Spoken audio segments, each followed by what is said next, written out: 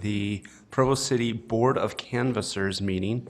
It is 5:30 p.m. on Tuesday, November 20th, 2018, and we are in the City Center Municipal Council Chambers at 351 West Center Street in Provo, Utah. This meeting is being broadcast live on the web on the Provo City Council YouTube channel, where it will also be available for on-demand viewing. The Board of Canvassers requests that attendees help maintain the decorum of the meeting by silencing electronic devices, being respectful to others, and refraining from applause or other outbursts during the proceedings of the meeting. Let's do our roll call, starting with Mr. Parker. Wayne Parker. Mayor Kafusi. George Stewart. Kay Van Buren. David Harding. Gary Winterton. Dave Connect. George Handley. Cliff Strachan.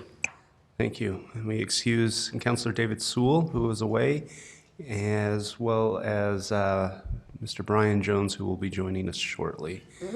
We will begin our meeting with an opening prayer given by Mr. Jack Von Sosen, following which Pat Steika will lead us in the Pledge of Allegiance.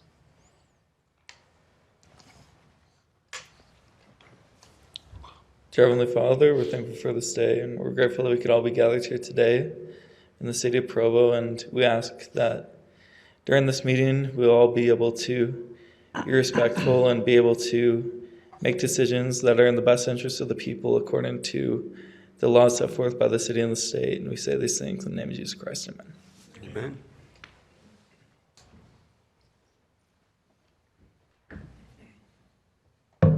Please rise.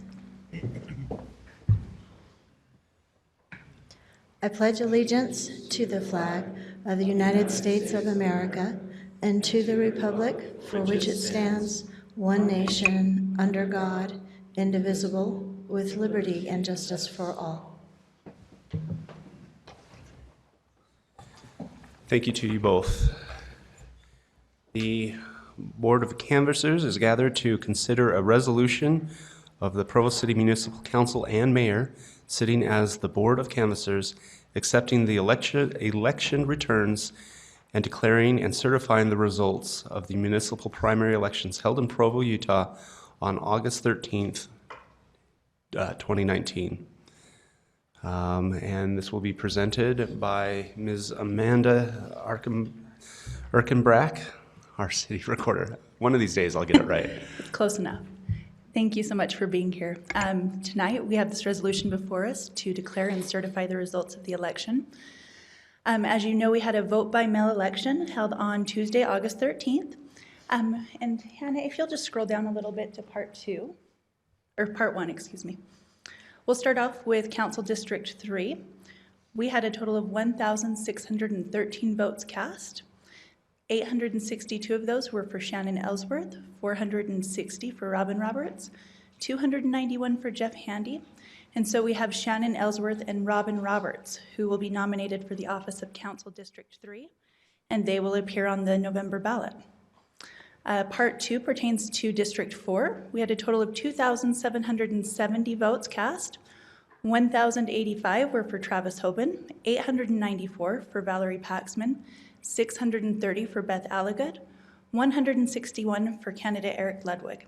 And so Travis Hoban and Valerie Paxman will appear on our November ballot. And Hannah, if you'll scroll down to our canvas report.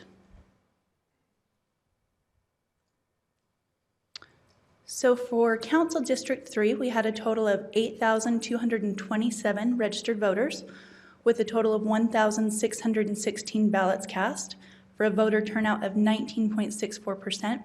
You'll note that the number of ballots cast is 3 greater than the number of votes counted. The reason for that is either an overvote or undervote. Maybe someone didn't elect anyone or select anyone, or someone selected everyone. So we had 3 of those in that case. In Council District 4, we had a total of 10,389 registered voters with 2,775 ballots cast. This was 5 greater than the number of votes counted for a voter turnout of 26.71%. In both cases, this is great voter turnout. Our 2015 District 3 voter turnout was only 6.9%. So this is about 3 times that, so it's really great. We only had 13 provisional ballots, and of those 13, all of them were counted. There was one that had a residency issue, but it was resolved and eventually counted. This, as far as I know, I went back to 2011, this has never happened, and we've never had so few provisional ballots. So this speaks to the changes that we've made at the county level, so really a big difference. Again, for Council District 3, we have Shannon Ellsworth and Robin Roberts who will appear on the ballot, and for District 4, Travis Hoban and Valerie Paxman. And Hannah, if you will scroll down to page 9, if she's getting there, you'll see some statistics in there. We have by precinct and by candidate. And on page 9, we just have some additional information I'd like to share. Perfect. So on this page here, you'll see that we had, and this is between the 2 districts, we had a total of 18,616 registered voters, 4,391 ballots counted, so overall 23.59%. The ballots that were not accepted, we had 12 that were returned unsigned, 11 where the signature didn't match the voter record and we couldn't get in contact with them to resolve that, 94 where the postmark was an issue, meaning they probably deposited after the August 12th deadline. Really unusual, we only had 35 people who voted in person. And of those 35, 13 were provisional. And so this is our resolution. Are there any questions from the board for me?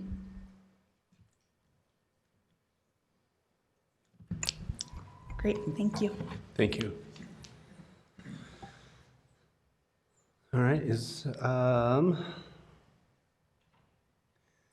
we don't do these Board of Canvasser meetings very often, so I do notice we have here to open it for public comment.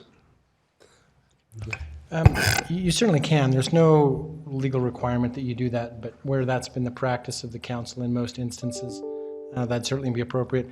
While I've got the microphone, I would also mention that because this is a different entity than the council and hasn't adopted council rules, we've noted in the notes that there's not an implied motion, and we need an affirmative motion. And then if Cliff didn't already say this, just a reminder that the mayor is a member of this body and may both vote and make motions in this meeting. Thank you, Mr. Jones. With that, we would like to invite anyone that is here with us that would like to speak to this resolution can come forward now. Seeing none, I'll bring it back to the council, to the board, including the mayor. Is there any comment? I think since it's so seldom that we get the mayor involved, why can't we let her make the motion? That would be great. So before that, though, is there any discussion? Mr. Hendley. Well, I just wanted to thank all the people who ran. I don't know if they'll be watching tonight, but I'm grateful for people who showed the courage to put themselves out there, get their voice into the community, and take the time and expense and effort to run. It's not an easy decision to make. It's not an easy experience, and I'm very grateful. I think it makes our city better. So I'm grateful to them. Thank you, Mr. Hendley. I agree. And I agree also, and I am grateful for those that ran. And I would also encourage, this has been the best experience of my life, and anyone that would be listening that has any interest, it's a wonderful experience to do. It's not easy, but it is an amazing experience. And I would again encourage those people. We only had 2 primaries, and we had 4 council positions that were open, and I would really encourage other people to get involved. It makes for a better community, I think. Thank you, Mr. Winterton. Any other comments? If not, if anyone would like to make a nomination, may she speak now? She will speak. I love these meetings because I get to attend them, but it's their meetings. So I have to sit reverently. So I would like to make a motion, a resolution of the Provo City Municipal Council and Mayor, sitting as the Board of Canvassers, accepting the election returns and declaring and certifying the results of the municipal primary elections held in Provo, Utah on August 13th, 2019. Thank you, Mayor. Are there any seconds? Mr. George Stewart, thank you. Any discussion on this motion? See none, I'll call for a vote. All in favor? And that is unanimous with 7 votes for, 0 against, and Mr. Sewell excused. If there's no objection, we will now adjourn as the Provo City Board of Canvassers by unanimous consent.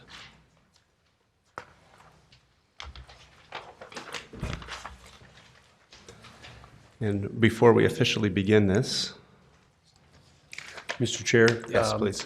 Amanda will be circulating the documents for you to sign, so we'll just pass them left to right, and she can pick them up from the mayor afterwards. Excellent. All right.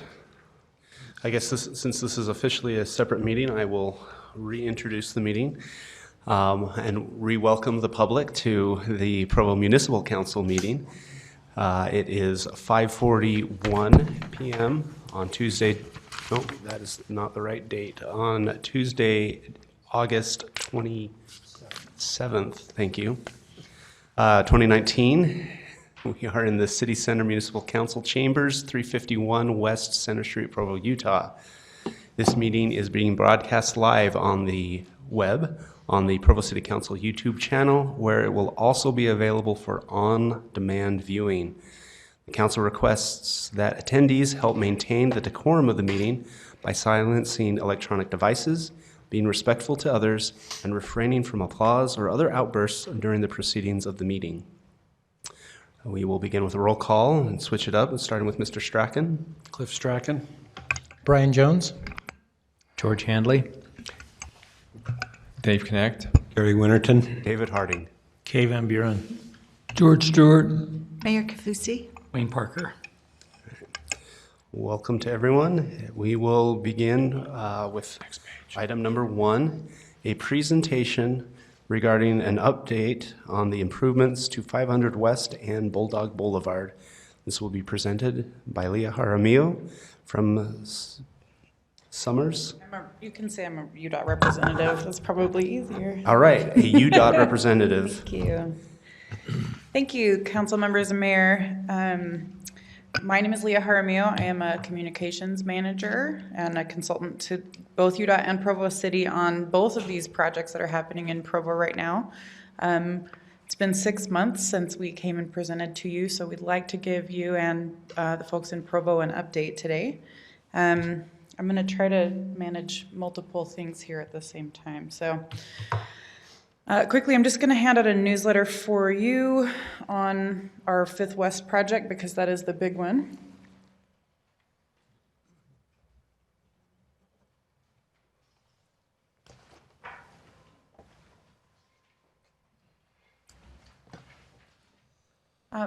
So just a refresher on 500 West, Provo City and the Utah Department of Transportation are working together to improve the aging roadway, upgrade infrastructure, and add active transportation options, both with a multi-use path, improved sidewalks, and bike lanes. So the project will completely rebuild 500 West from about 5th South up to up to 8th North, and then restripe to add those bike lanes from 8th North to Bulldog Boulevard. There will be new medians, landscape medians in some locations, a couple of new crosswalks. We're adding, in conjunction with Provo City, a full new storm drain system, new sewer. There is natural gas utility relocations, and we are repaving the road in concrete. I'm sure you've seen it. I'm sure you've noticed. It's a large project. It's very similar to one we did on 300 South, which is also State Route 89, a couple of years ago. So a quick update for you. We're pretty well on schedule. We had a very wet spring, as you all are aware, that impacted a lot of different types of construction, both roadway and others, throughout northern Utah. So we're pretty well on schedule to complete by the end of 2020. We've had some major milestones recently, 2 of them. One is that we've completed the paving at Center Street and reopened that intersection, I'm sure to the relief of several of you and folks in Provo. And we've also completed the major section of the mainline sewer line. So as you've driven around the project, you may have seen some of our really huge pipes. We have 36-inch, 48-inch large pipes that are going in the ground. And that is a significant part of the way that the road is phased in order to work around that sewer and the storm drain. So there will be some additional CenturyLink work coming around Center Street. Hopefully that will be night work, but that should remain open now for the next several months. And here's some progress photos for you. If you haven't driven it recently, we are very pleased to be able to start putting down that mainline concrete section. So as I mentioned, Center Street was recently repaved. And this week, we've begun concrete paving on the southbound side between 1st and 3rd South. We are on schedule there. They are hitting their targets and will be complete with the big paver this week with night work, and they'll be coming back for the next couple of weeks to catch the smaller paving sections, which puts us on track to move to the middle section of the corridor between 5th and 8th North later in the month of September. And we'll keep going with winter paving through the end of the year, theoretically, December timeframe. So we're right on time, we're right where we anticipate being, but this is sort of the most impactful part for folks who live on 5th West or have businesses on 5th West or need to access those businesses. So along with concrete paving, we see big impacts in access while the concrete is being put down, and then also while it's curing, somewhere in the range of 30 days to 45 days between the roadway and the sidewalks, driveways, curb and gutter. So we know this is a big impactful part. That's why we want to make sure you are all aware. I have some flyers up here that are the same that you have. If anyone would like to see those, they're also on our website. So moving on to Bulldog Boulevard. This project is converting 1 lane in each direction to protected bicycle lanes.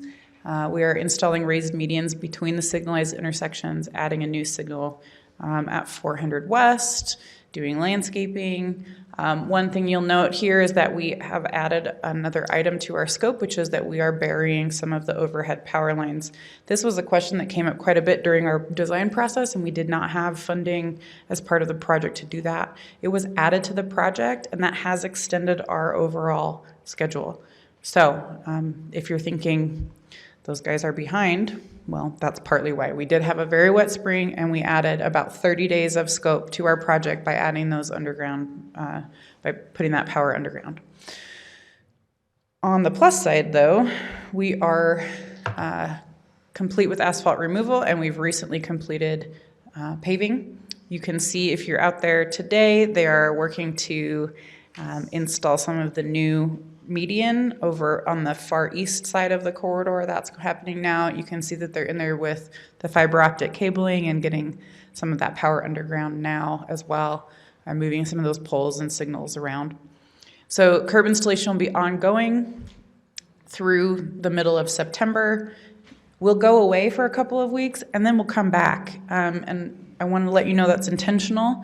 If you go out there now, you'll see with all of the new asphalt that a lot of the striping is hard to see.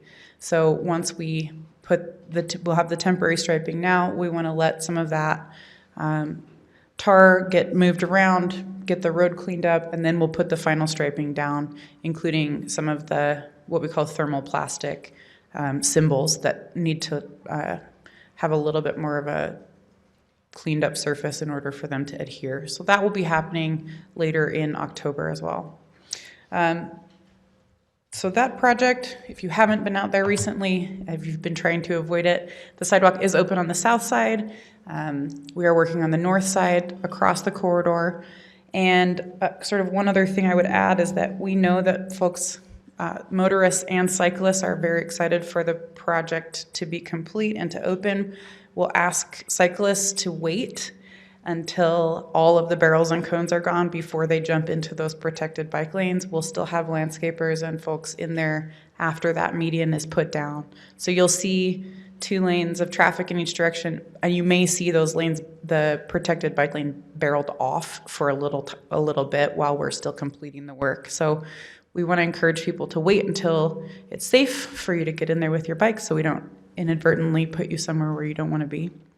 But we will make sure to push that information out when the project is complete, as I say, in mid-October. One final thing, there's a big game coming up, and we are asking folks to, if you hadn't planned on it, try to avoid both of those project areas. As you know, they are congested. Game days are even worse than regular days in terms of traffic, so plan your route, take UEX, use the front runner, go any other way you can. We've been pushing this information out pretty broadly. I'll let you guys root for whichever team you prefer. If you have questions about either of the projects, these are the public-facing sites that you can reach my team. We have dedicated folks on the ground and answering those hotlines anytime. So as we get moving, again, nearing completion with Bulldog Boulevard, we have another year and a couple of months on 5th West. So if you don't know what's going on, please reach out. And if there are any questions from council. It impacts our city just to some degree, these 2 projects, but the other project that does somewhat impact us is the 8th North corridor coming from Orem into Provo. And I'm sure it will on this. What's the timeline on that one? Do you know? Do you know? I don't know. I know that they are looking at moving forward an environmental study, but I don't know that there's... The mouth of the canyon one. Canyon. I'm sorry, I thought you were talking about the new interchange. No, that's already under construction, and it's. I don't know. I'm sorry. I can find out and get back with you. I was just curious because that's another substantial delay I noticed. Any other questions? I've got, I guess, a couple questions on just features that we have seen before and constituents have reached out. And I think you answered, but just to be really clear. So on Bulldog, some people were hearing like, it seems like this project's coming to a completion soon. We haven't seen the center medians with trees and whatnot.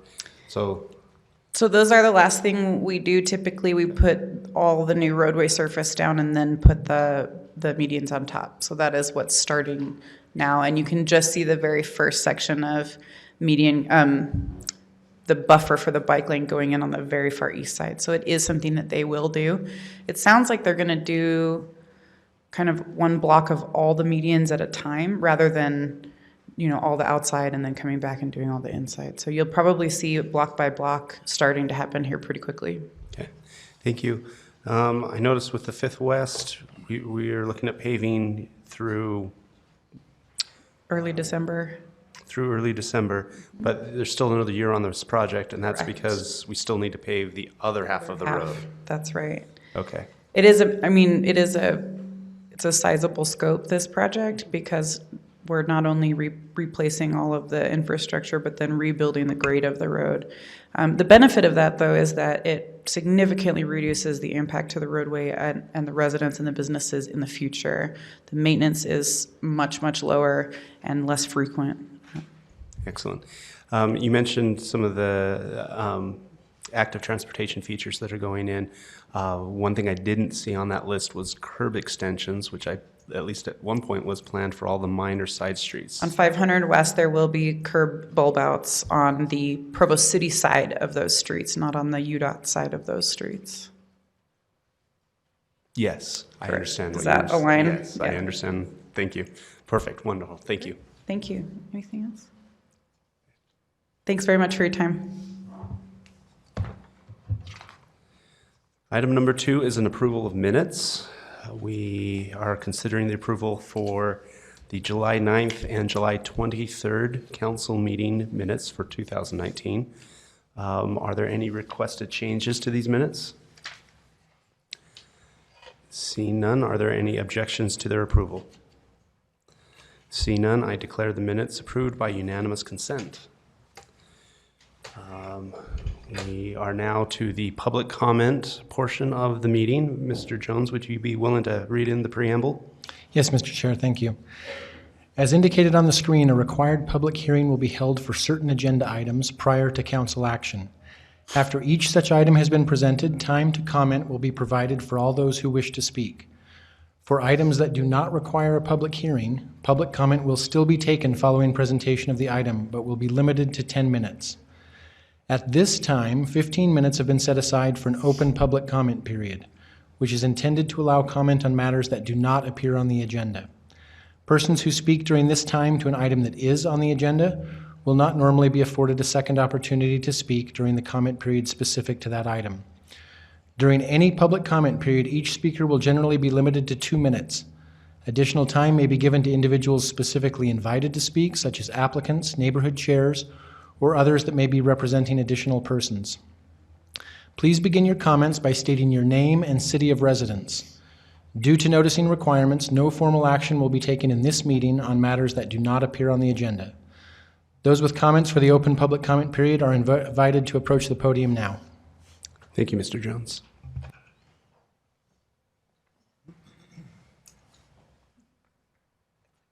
They looked at me like, we don't want to talk. My name's Rachel Favero. I live in Provo, Utah. Obviously, Utah is the obvious part.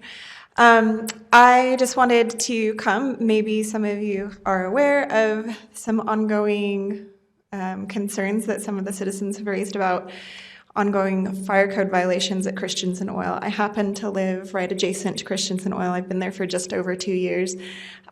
Pretty quickly, I moved in June, so heat in a 127-year-old house, having windows open, we could smell fumes and things coming from the property. I don't know how to get into details of knowing if that's safe or not, but just over the last couple of years, literally just observing operations and wondering about safety, I got into conversations with some neighbors and with my landlord in particular, and we began investigating more specifically fire code violations. And so I'm just here today to really encourage the mayor, the city council, whoever would be willing to approach this in a more serious manner. I know it's been being taken seriously. We've met with the fire marshal and the fire chief.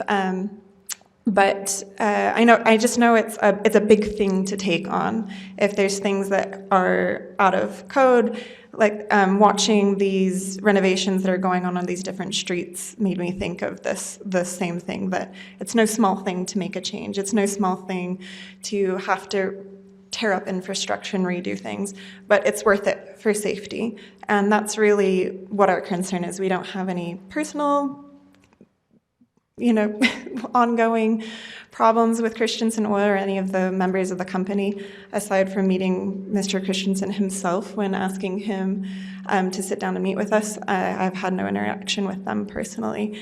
But it's something that's not only for the benefit of just the adjacent neighbors, but the city in general because of groundwater issues and other things. So that's all, just asking for consideration. Thank you.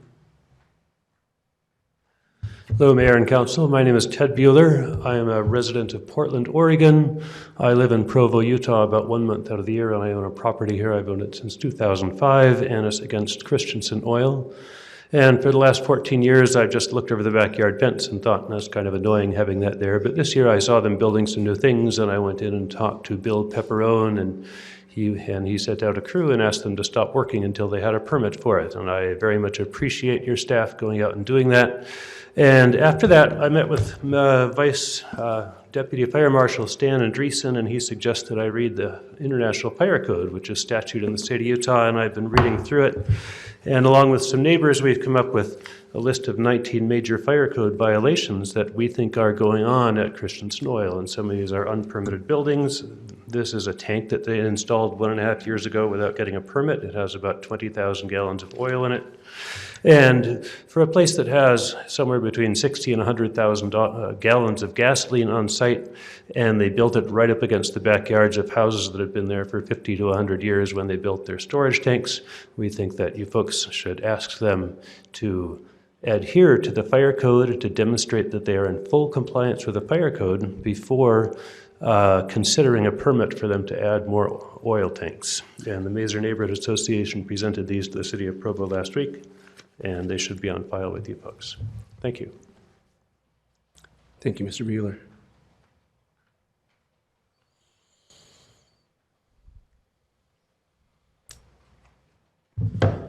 Hi, I'm Pat Styka. I have lived here in Provo since 1979. My husband and I started Great Salt Lake Guitar Company. We had bought the B hardware building just right across the street in '88, and my son still owns that. But I'm newly retired, and I've had this idea. I have a passion project that I want to do, and it just won't go away. So I bumped into the mayor. I volunteer at the rooftop concert series, and it's ending this summer. And I'm always thinking of ways that we can keep downtown Provo vibrant. I live here in downtown Provo, and I'd like to start a Walk of Stars. I just think that here in Provo, we have so many wonderful artists and contributors, and of course, you know, Stephen Covey, Lavelle Edwards, lots of big names come to mind to people that may have either been from Provo or have contributed to Provo in wonderful artistic ways. And I see it as being something that would help with tourism, but also, you know, help the legacy of Provo be one of vibrancy. I think it's fun. I know that there are other, Shreveport, Louisiana, for instance, I've been to their Walk of Stars, so it's not just Hollywood that has a Walk of Stars. And I think it would be really fun. I think of Corey Fox. I think of a star out in front of Allure. I think of, you know, a lot of contributors here, and I know that my exposure is just mine, but I think if we put together a committee or work with any committee that might already be put together for the city of Provo that would be concerned about things like this, it would be a great project. I have background and experience in sales, and I'm willing to put in time for this. I know how to arrange for funds and ask for donations, and I'm not afraid to get out there and do that as well. So it's just a thought I had, and I wanted to present it to the council. Thank you, Ms. Styka. Mm-hmm.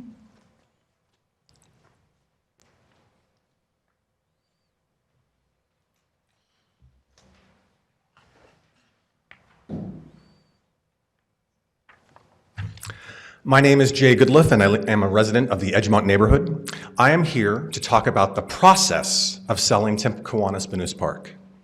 The most important parts of the process are the first step and the last step. So let's look at those for Benoist Park and see how much transparency and public involvement there was at those steps. The first step in selling Benoist Park was when Provo City School District approached Provo City to buy not Benoist Park, but the city land northwest of Timpview High School. The city said, don't ask for that land, ask for Benoist Park. That is, the city told the school district that they were interested in selling a 50-year-old legacy park that it had promised to keep a city park in perpetuity rather than undeveloped land. This was not a transparent part of the process since this information is not publicly available. There is no public input on this part of the process, which was perhaps the most important part. The last steps of the process were reversed with little notice. The city council voted to sell the park before an agreement was made with the school district on future use of the park. The agreement became the last step. There was no public input on the agreement because the agreement, such as it was, came after the city council vote. So let's take a few steps back. When the federal government approved the sale of Benoist Park, what did the city staff do? They told their allies They did not tell the Edgemont neighborhood, that is, the Provo citizens, or anyone sympathetic to the citizens. The citizens, and some city council members, found out when the agenda item was posted a couple of days before the meeting. So let's review.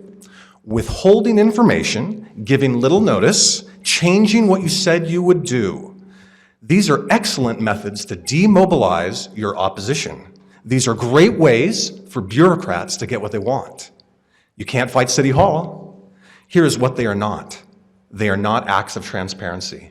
They are not acts of integrity. I have already heard the response. Everything done was legal.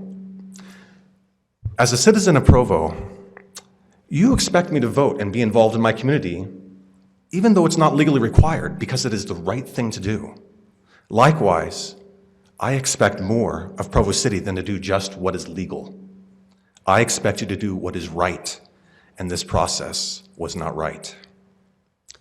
I hope by bringing this to your attention, you will make the important parts of your processes more open and transparent, and bring more integrity to future processes. Thank you for the opportunity to share my comments. Thank you, Mr. Goodliff.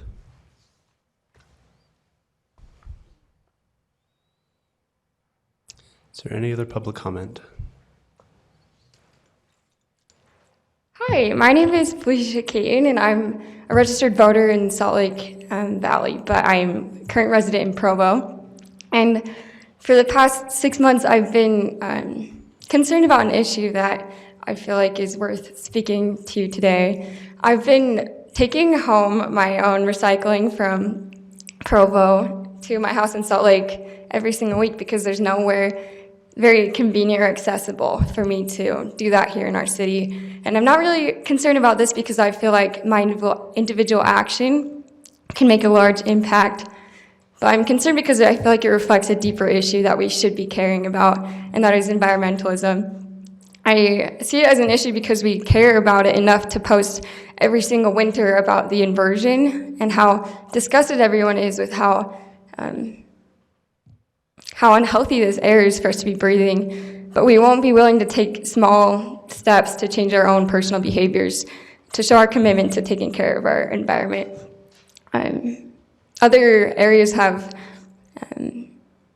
bins where we can recycle things, and BYU has made steps towards being more environmentally friendly, but even that is just a limit of what is a standard across our nation. And Provo's behaviors in addressing this issue seem very insignificant. So I hope that we can make bigger strides in taking care of this earth that we've been given. Thank you. So, was it Ms. Keaton? Caton? Are you aware of our curbside recycling program?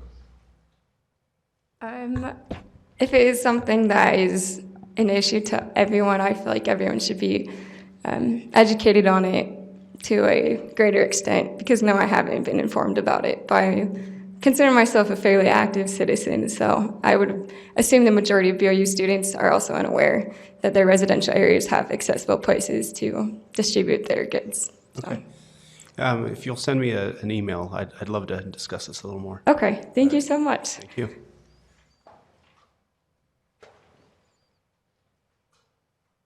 Any other public comment? All right, seeing none, we will close the public comment portion and move on to item number 3. Item number 3 is a resolution consenting to the mayor's appointment of William Pepperoni as the Director of Development Services for Provo City. This will be presented by our own Mayor, Michelle Kafusi. And welcome. Council Chair Harding, council members. It gives me great pleasure to appoint Bill Pepperoni as the city's first director of the Development Services Department for the city of Provo, and to request your advice and consent to this appointment. Bill is currently the assistant director of our community development department. He has worked in the department since 2010 as a senior planner and then as assistant director. He also served as the principal planner in Salt Lake City.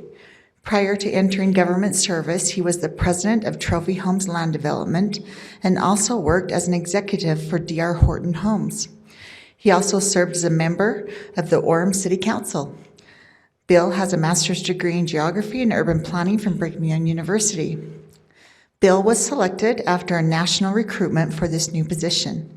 A screening and interview panel with representatives from the private development community, those in similar positions in other cities in Utah County, and a current city department head selected him as a finalist. Bill and 2 other candidates were then interviewed by our executive team, from which process Bill emerged as the top candidate. I would request that the Municipal Council consider this tonight so that Bill can begin work in his new position on September 3rd, 2019. And Bill's here tonight. If you want to come up, Bill, and we'll turn it over to you. And then if you have any questions for either of us, we're happy to answer them. Thank you, council members, for considering this resolution. I'm going on 10 years of employment with the city, and it's been 10 good years.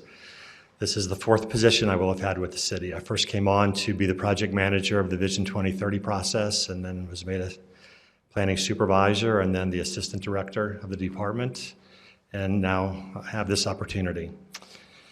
I happened to be walking up Center Street yesterday, eastbound on Center Street, and I ran into Kim Santiago and Cindy Richards and Diane Christensen. And they were all very excited about this new direction the mayor is taking the city. And listening to 3 people that have been that involved with Provo city government for as many years as they have, it was very encouraging to hear them be as enthusiastic as they are about this direction the city is going. I'm flattered by this potential appointment, and would be happy to do anything for you I can to help you succeed. Okay, thank you. Any questions for Mr. Pepperoni? Can I make a comment? Yes, please. I was going to tell the mayor this privately, Bill, you're the best choice. I couldn't be happier with having you in that position, so thank you, Mayor. Thank you, Bill, for accepting it. Thank you. I've been on the council for 8 years, and I thought you already were. I'm sorry. I thought everything I've needed, you've known, and so I'm grateful for you being there, Bill. I'm excited for this new department, and I can't think of anyone better to get us off on the right foot than you. Thank you. So, in a nutshell, can you tell us and the public your main duties? I think it's to help streamline and make more efficient and more transparent the development review process. We see hundreds of applications a year. There's no place in the professional world where the old saying, time is money, is more true than in land development. So getting projects through quickly really helps those who are trying to do those projects. And I think the longer you take in that process, it just makes it more difficult for not only the people trying to process that, but the staff trying to process it also. To get it through the process helps both sides, people sitting on both sides of the table.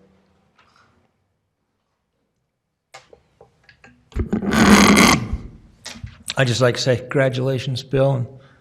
As experience with you only as a council member and also as a builder and a developer, you're just one of those men who is patient when he needs to be patient and who gets things done when it's time to get things done. And my experience with others that have come to talk to you have been Bill's understanding, Bill listens, and we go forward. So I'm happy that you're going to be where you are.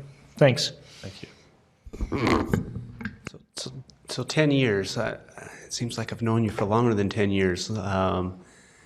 I think we first met in a Dixon neighborhood meeting when I was first kind of getting involved in some things. And that was 2010, I think. 2010? Yeah, that sounds about right. And so I have a lot of fond memories of working with you. I really appreciate your professionalism. I want to say that you may have been the first person that said, you know, you really should consider running for city council, since you had previously served in Orem on the city council. And I just laughed. I laughed when you said that. And I was like, yeah, that's never going to happen. But I appreciate the, I have heard that from developers as well, that when things get difficult and when things just seem, sometimes regulations and bureaucracy can get kind of absurd, and they can usually cut through and get to the heart of the matter when working with you. So I appreciate that. I also appreciate, though, that you have a good understanding of what makes vibrant, healthy communities, and so and the purpose of the new department isn't just to speed things through, but it's to protect the quality of life that we already have. And so there's no one better that I can think of to stand as that gatekeeper, move things through that need to be moved through, and block the things that need to be blocked. And so I'm looking forward to your work on that. Thank you. Mr. Hanley. Just one more blush and then we'll be done here. I'm excited as well. My only worry is that I don't know if this means I'll be able to interact with you more or less. Maybe that's yet to be seen, but you've been incredibly helpful to me as a new city council member, and even before that, but you've always been a fountain of wisdom and understanding, so I'm really looking forward to this appointment. Thank you. Thank you. All right, we would like to invite the public to come forward and speak to this nomination, if any of you so desire. And seeing none, we'll bring it to the council for discussion. Any discussion?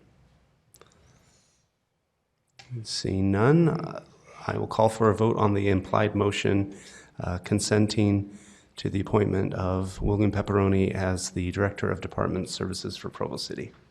All in favor? That's unanimous with Mr. Sewell excused. Item number 4, thank you, Mayor. Item number 4 is a resolution appointing Brittany Hyde to the Parks and Rec Board. This will be presented by Cliff Strachan, Executive Director of the Council.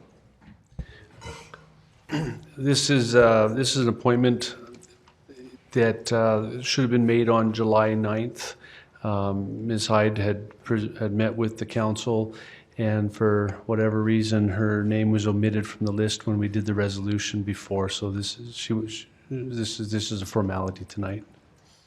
Okay, thank you. Is Ms. Hyde here with us tonight? Okay, thank you. We'll open this appointment also to the public. Would anyone like to speak to this? Close public comment. Is there any council discussion? Seeing none, I'll call for a vote on the implied motion. All in favor? And that is unanimous with Mr. Sewell excused.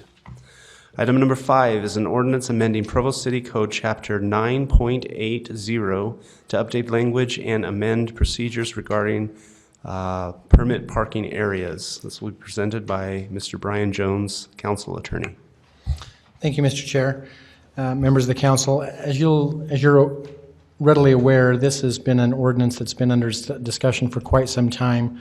Principally, the purpose of the amendment is to alter and clarify the process that someone would have to go through in order to get a permit parking area created.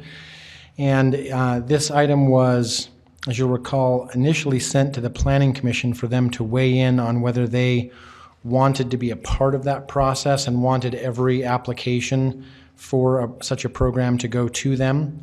The feedback we got was that they did not. And then the ordinance went back to committee for discussion about whether instead it ought to be mandated that every application go to TMAC. After some discussion in that committee, the draft in front of you was submitted and recommended by the committee, which does not require that it go to either of those bodies, but provides that one of the requirements to be provided to the mayor and the municipal council when the parking coordinator is done reviewing the application and submitting his report is that report include analysis from relevant city staff and other entities as appropriate, such as TMAC, Planning Commission, etc. So the idea is that the parking coordinator, as he evaluates an application or a petition for a permit parking area, will consider what city departments and what outside bodies like the Planning Commission or TMAC might have relevant information, and would go and seek that information and include it in his report. Obviously, if the report comes to the council and the council feels like something's been missed, they always have the option to say, we'd like feedback from such and such a body before we decide to act on this. So it's a more flexible approach than mandating review by a certain body. And other than that, I think, trying to remember, I don't remember off the top of my head that there were other changes. I think otherwise it's the same as it was the last several times that you've looked at it. I'd be happy to answer any questions. Can we see, as it was scrolling through, I'm not certain I saw that change. The language that I'm looking at is in subsection 6B. There we go. Would it be more appropriate to actually give the more official name of TMAC, the Transportation and Mobility Advisory Committee, or is TMAC sufficient there? Either way, I think whatever the council feels more comfortable with. Because TMAC is a city body and is defined in the code, in other words, I guess what I'm saying from a legal perspective, there is another cross-reference in the code where that committee is created and it actually establishes TMAC as their official abbreviation. So from that perspective, I think it's perfectly clear what we're talking about.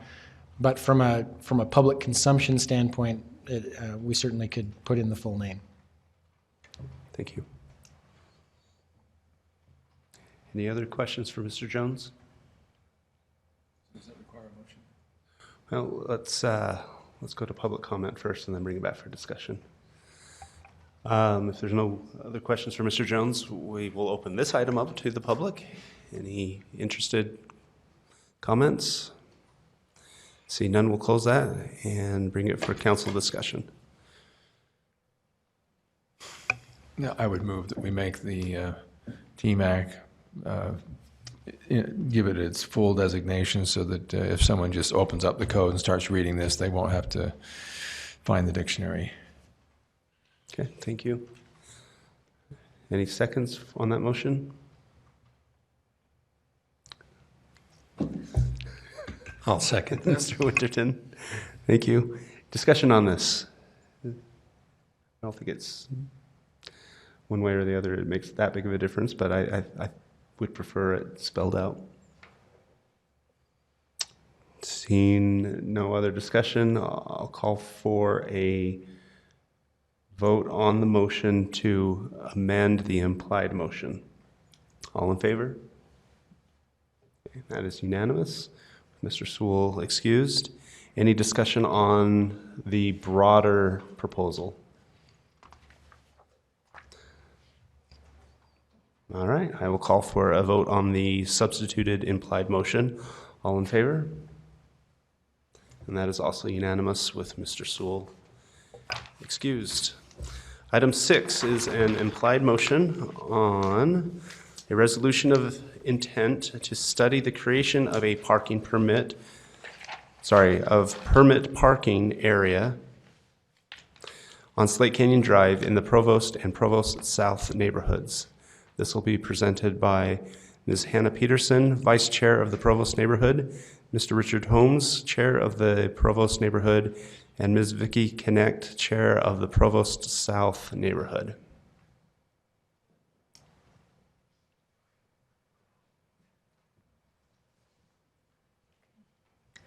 There's our map, just for everybody who didn't know before. We are proposing that the City Council go ahead and move forward and start studying our parking permit proposal, which consisted of Slate Canyon Drive in southeast Provo. The parking permit area would start at the 300 South and head south all the way to the intersection of Slate Canyon Drive and State Street. It would also include the Slate Canyon Trail access road. It would include 900 South from Slate Canyon Drive to 1540 East, and 100 yards of Nevada Avenue that connect to Slate Canyon Drive. It will also include a few small feet on 1080 South and also on 1280 South. That's just a small area that connects to a private HOA road that has regulated parking right now. We are proposing that it is a nighttime permit only, where cars would need a permit on the road from the hours of 1 a.m. to 6 a.m. The cost of the parking permit would be $15 per permit. It would also include 10 visitors passes and 1 7-day visitors pass. All properties on Slate Canyon Drive, regardless if they have frontage that qualify or not, would at least be entitled to 1 parking permit. And if they have additional 18 foot of frontage, they could have additional passes as well. All rental properties that want to apply for a parking permit will need to have a current rental dwelling license and be compliant with the license before a permit will be granted. And permits can be transferable to other Slate Canyon Drive residents, but if a license is transferred and the receiving property also needs to be compliant with the rental dwelling license. So that's kind of a summary of our parking permit program.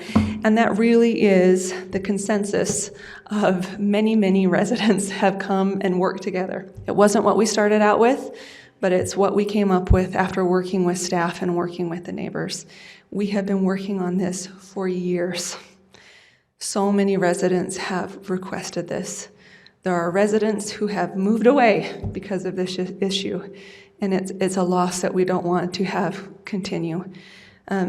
So we are asking you to move forward, and as you do that, there's a couple things that we would ask for. One, move forward with the study. Study it out. Through this process, if you vote to continue it, postcards are going to be sent to everybody on that street. We knocked doors twice. It took forever. It will be really nice to have the city send out postcards to get more contribution from residents. The second is please allow staff to weigh in. They didn't come to the work meeting, but they have been suggesting this and working with us and helping this. It really does affect the Department of Community Development because, like I said, there's so many zoning issues with this parking permit that we're just hoping that staff has a chance to weigh in. Just also, please consider how many residents have supported this, how many hours has this taken, how many meetings have been held. We had 8 neighborhood meetings, but we've had 11 in total. So we've met for hours doing this, and we've just so much effort is put into it. I will also summarize the results. This was a Provost area-wide parking permit that included Slate Canyon Drive in the Provo South neighborhood. And so the neighborhoods in Provost, from Center Street to 460 South, we had about 60% support. And in the neighborhoods from 580 to 900, we only had about 40% support. But on Slate Canyon Drive, we had at least 70% support from the residents who attended meetings and filled out comment cards and sent in emails and things like that from that demographic.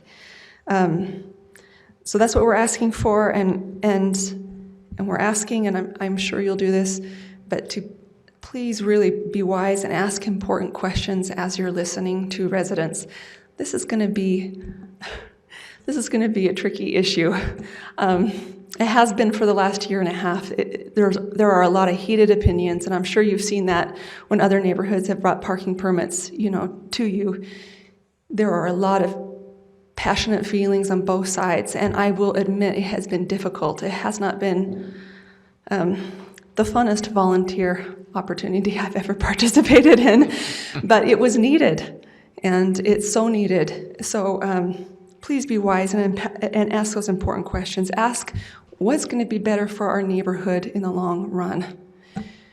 What's going to happen if we don't get the parking permit? Is it going to stop zoning enforcement? Is it going to create more peace and cohesiveness in the neighborhood? I think it is, but it's going to be a really hard battle to get to that point.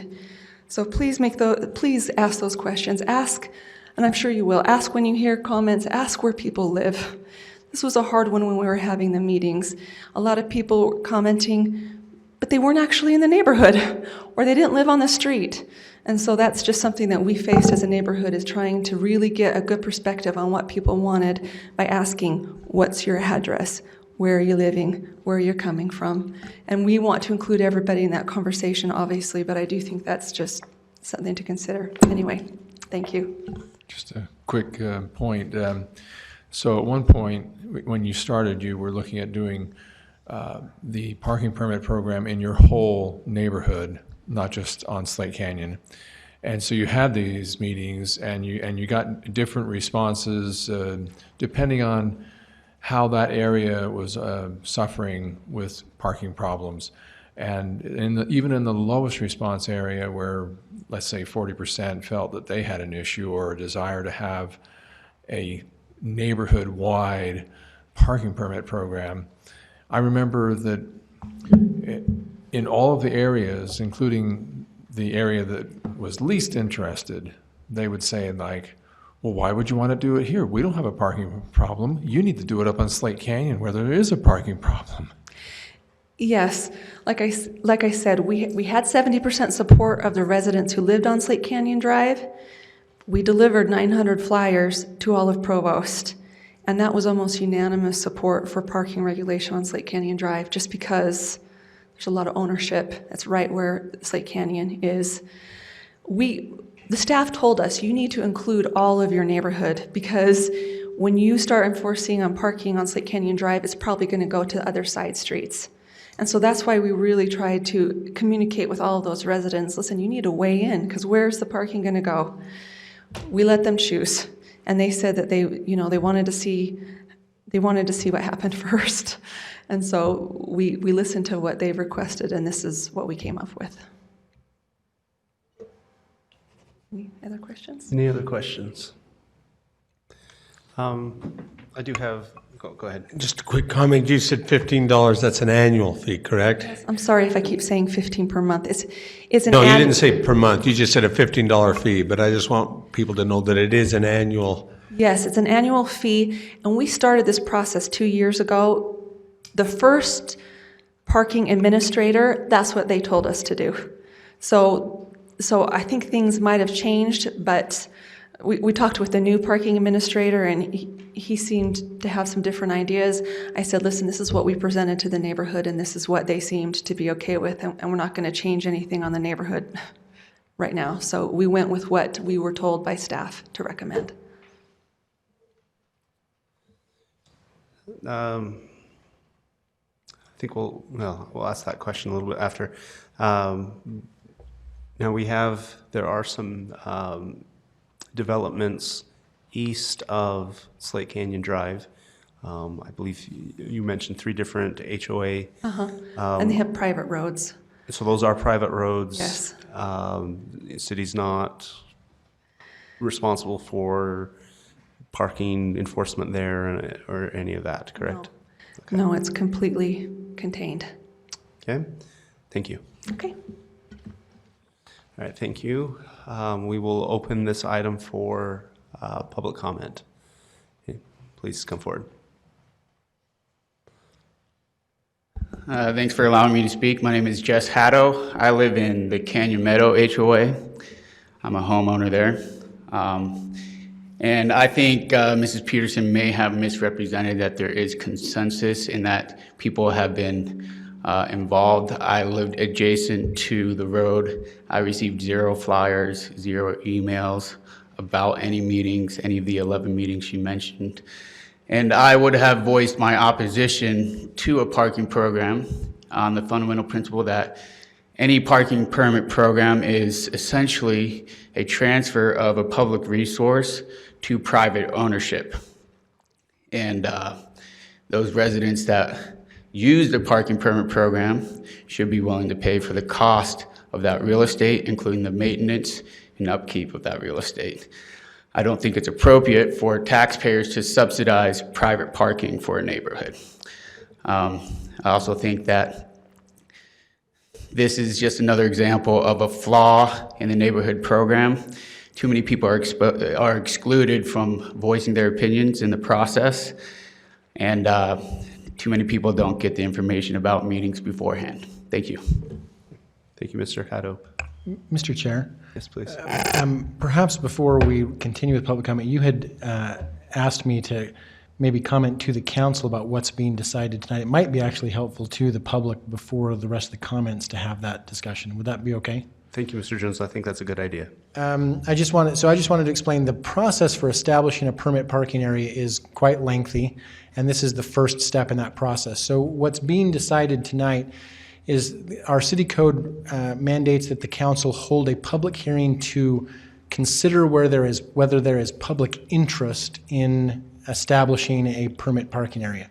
It doesn't say that there needs to be majority public interest or there needs to be consensus or anything. It's just to hear from the public about whether there is some interest in perhaps establishing a permit parking area. Once this hearing is concluded, the council will have the chance to vote on a resolution that does nothing more than direct that a study take place about the proposal. So it doesn't create the permit parking area is not created tonight. Nothing more is done than a direction to the city parking coordinator to create a report. The city parking coordinator then has, I believe, 90 days.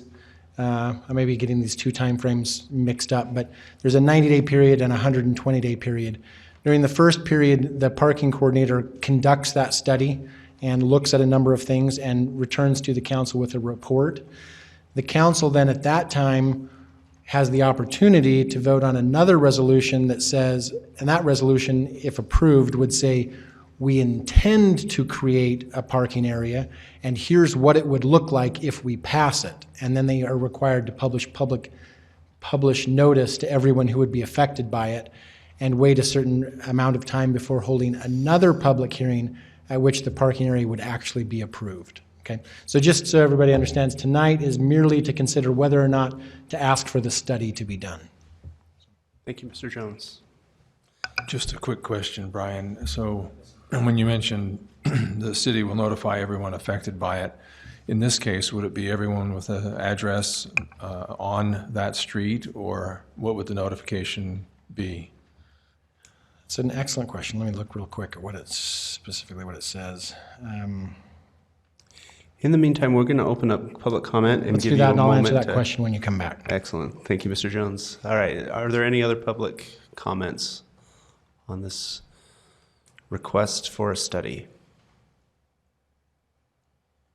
See none. We'll close public comment and see if Mr. Jones has been able to find the answer yet. That was quicker than I expected, but I am almost there. Okay. Waiting on the internet. Okay. The process says that the notice would go to,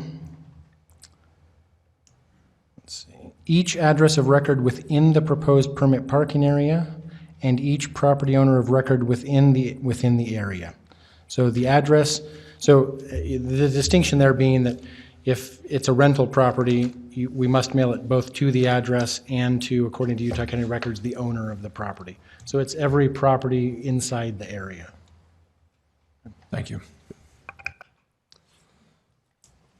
All right. So any council discussion on this? Well, I used to live in that area, and I still ride my bike often on that road, and so I've seen firsthand how bad it is. I think it's a very serious problem.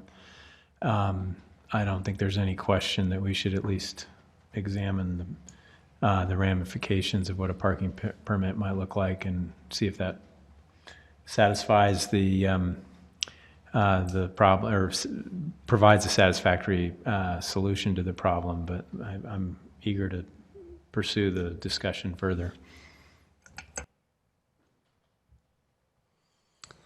So I'm intrigued by this proposal as well. Parking permit programs generally are used in residential areas where there's a large institution nearby that brings in outside people that then has an impact on the residents. And so it's kind of to protect residents. I think this is an interesting situation where the over-demand for on-street parking is being caused by the residents themselves. So this is, I think that's, an interesting situation. We've received, I want to say, the last two requests that have been made of the council to consider parking permit programs. Once the study gets in and people kind of realize what the impact's going to be, I think the last two have been withdrawn by the applicants themselves, as they have found that support for it has dwindled. So it'll also be interesting to see how this one plays out, to see if as we go through the study and determine, is it responsible for us to say 15, or is it going to need to be 30? It'll be interesting to see how that plays out. I agree with Ms. Peterson that this will be a difficult process, and I don't think it ends in 3 meetings from now. Because I think it will have a ripple effect, and it will continue to ripple for quite some time. But perhaps this is what is needed to improve compliance with zoning laws that are already there. I think we do need to be careful about turning public property, public resources into for private use. So we do need to be careful of unintended consequences and setting up precedents. We're toying with frontage, which I don't think the city has done before, which moves it even instead of we're trying to kind of protect a class of people being the residents versus the commuters that are coming in, and now we're even starting to consider frontage, which has its pros and cons. But I think we do need to be careful with this step and with what we're doing. I do want to remind the community, though, the current, and it's been on the books for at least 50 years, as it's been pointed out. Current regulations are that every property needs to have sufficient off-street parking for the automobiles that are being operated from that property. So if everyone had that, and if everyone was utilizing their off-street parking, there would be zero parking on the street. So, that's kind of the standard that we have, though obviously it's not really being followed or enforced at this time. So. Sorry, that's my potpourri of thoughts as we enter into this study, if we decide to approve it.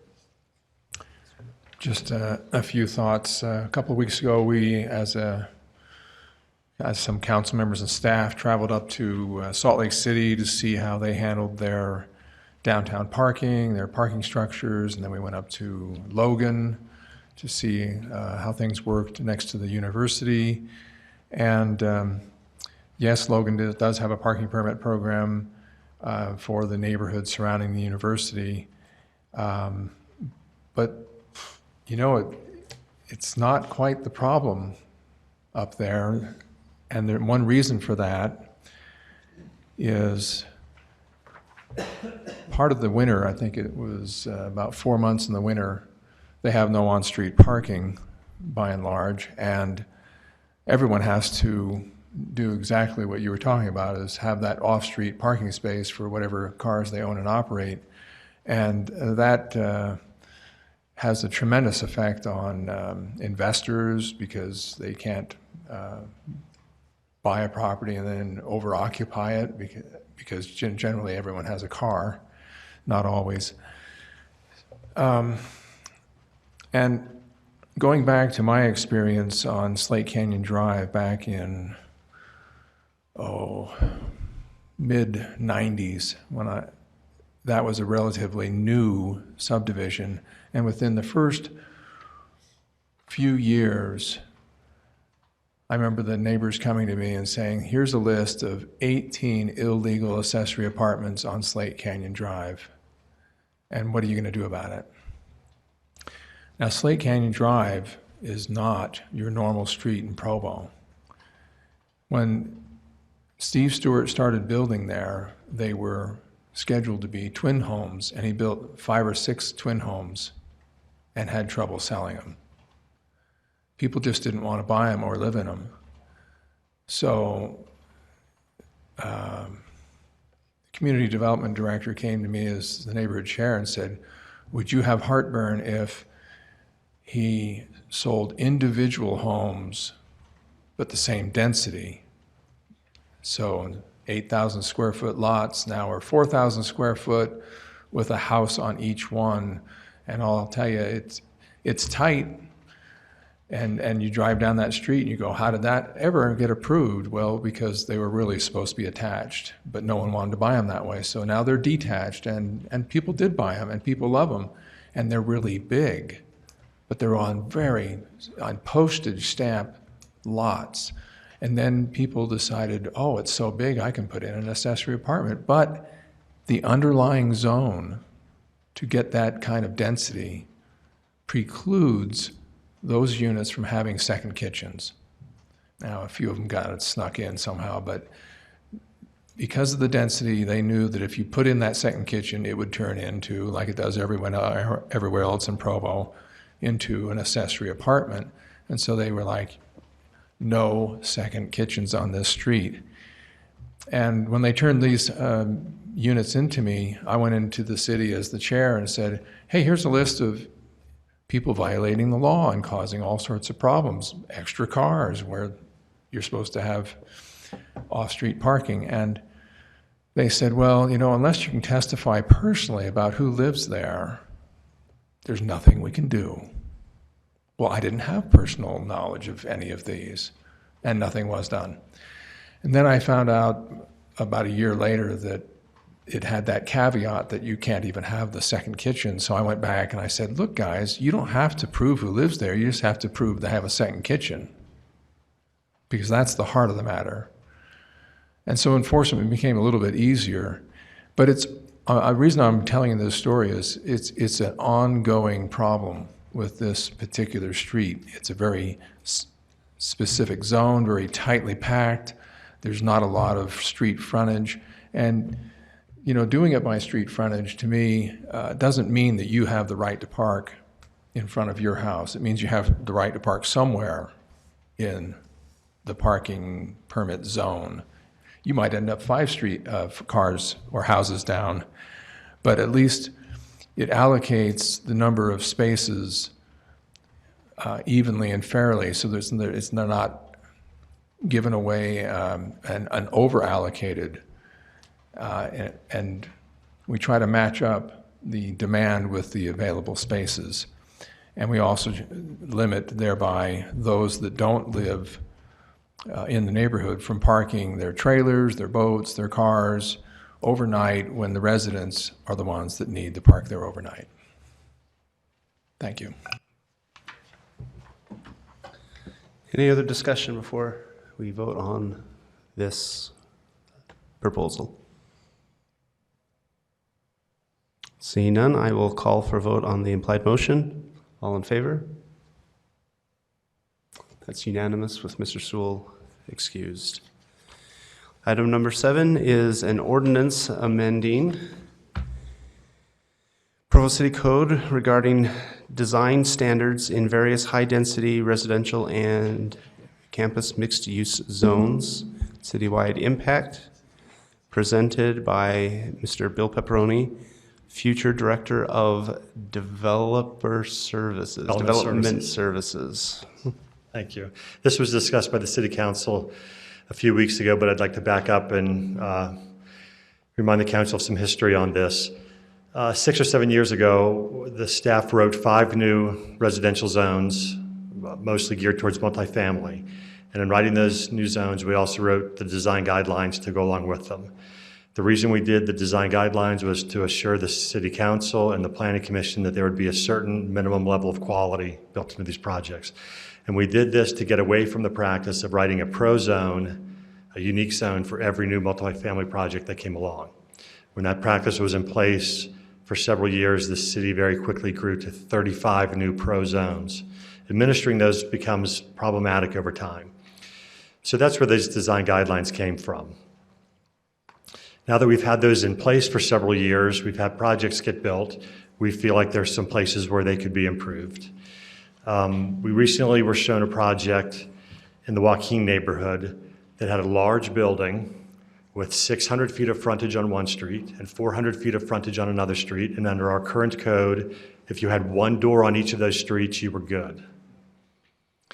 We met with the Joaquin neighborhood leadership, and they didn't like that at all. They absolutely wanted more doors and windows on the street. They wanted more pedestrian permeability at street level to the building, because that creates a situation that's not safe for the pedestrians. If you have 600 feet of wall with one door on it, it's not as safe as having multiple doors and multiple units along that street edge. Now, in the last meeting, we talked about how having those doors at the street edge makes the building less safe. And yeah, I would have to admit it could do that. But it's also those doors and windows on the street that makes the street more safe for the pedestrians. And when the street is safe, pedestrians are more likely to use it. That was the only issue. The doors on the street was the only issue that seemed to be hanging out there last time we talked about this. We've put into these guidelines the ability for the Planning Commission to have some flexibility that's not in the code now, because there are some very strict standards, 80% of this or 30% of that.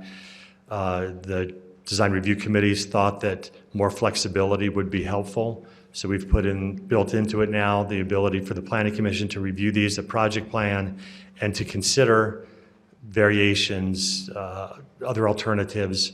The developer can present those, and if the Planning Commission is persuaded, the Planning Commission doesn't have to stick to those rigid requirements. So we think overall this is an improvement and a good way to go. So that's why we're recommending approval and bringing it to you. That's all I have. Any questions for Mr. Pepperoni? Just real quick, going back, you like you say, we have 35. What's the number now of pro zones? 36. You approved one recently with the mill race, and because that was an entire block of a property and it was a very complex project, staff actually was supportive of a new pro zone. But that's the first pro zone to be written in many years. Right. I think that's the first one in the 10 years I've been here at the city, 9.5 years I've been at the city. So hopefully, as we've seen these various pro zones get created to try to address what might be construed to be deficiencies in our code that didn't allow them. I mean, it's one thing to have a code so flexible you can do anything. Right. But is there any commonality between those 35 where we can go back in time and say, these 10 fit into this box, and if we create a zone, we could put them all in that box? Yeah, this whole process started with staff going through all those 35 and figuring out what are the commonalities. And that helped us drive the zones that we created, LDR, MDR, HDR. It has been staff's intention ever since then to go reclassify the pro zones into those categories and rezone them, LDR, MDR, HDR, so we can get those off the books. That's just one of the list of things we've been meaning to accomplish, we haven't been able to get around to. Sounds like more work next year for the Housing Committee. That would be great, yeah. But also now a problem for a different department to deal with. That should be community and neighborhoods to deal with, I think.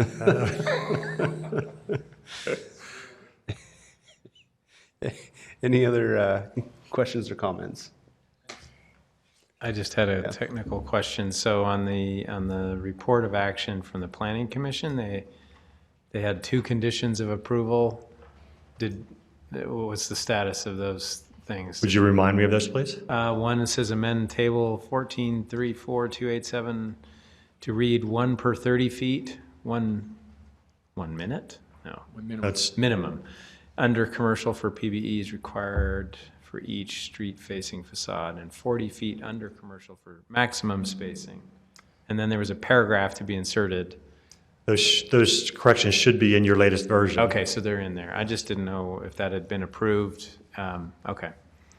I have a question. My question is, we postponed this for a couple of weeks, hoping that we would be able to get some more feedback from any developer who was interested, or just make more people aware of it. Are you aware of any comment that has come in since? No. Okay. All right. I did meet with Mr. Cabanella as per your direction, and we talked through his issues. Okay. Thank you. Thank you for that. All right. Any other questions or comments? Okay. Thank you, Mr. Pepperoni. Thank you. And we invite the public to come forward now if you would like to speak to this item. See none. Is there any council discussion on the implied motion?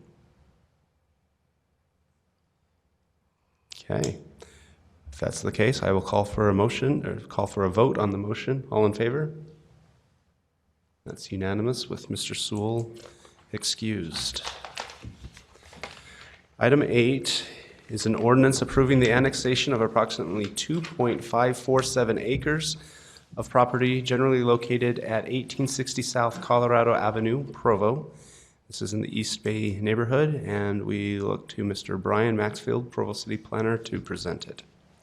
Thank you. This item was brought to you in, I believe, as early June, where you accept the annexation petition. It does not annex a property at that time. It then goes through a procedure where we go to the Planning Commission. That was done July 10th. And then there's a time period for protests. No protests were received during that period, and then this was the first meeting following that. What this involves is that 2.5 acres on the south side of the city against 1860 South and just east of Western Metals Recycling. The intent of the annexation is to provide for a storage unit development. The owners of the storage units also own a property to the east, and we have looked at annexing the rest of this area as much as we can through a future annexation, but it's not included with this annexation this time. We feel that'd be an unnecessary delay and would not jeopardize that future annexation of the other remaining properties to the east and at least the roadway on the south side, city-owned property. And we'll continue to pursue that. But at this time, we do recommend the approval of the annexation for the Provo storage annexation of 2.5 acres. Thank you, Mr. Maxfield. Any questions or comments for Mr. Maxfield?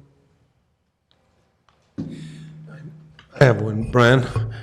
And I don't know if I saw Dave Decker back here. Are we still, how are we on the infrastructure in this area? I know that are we strong in that? Are we able to get services to these areas that we're considering annexing very well?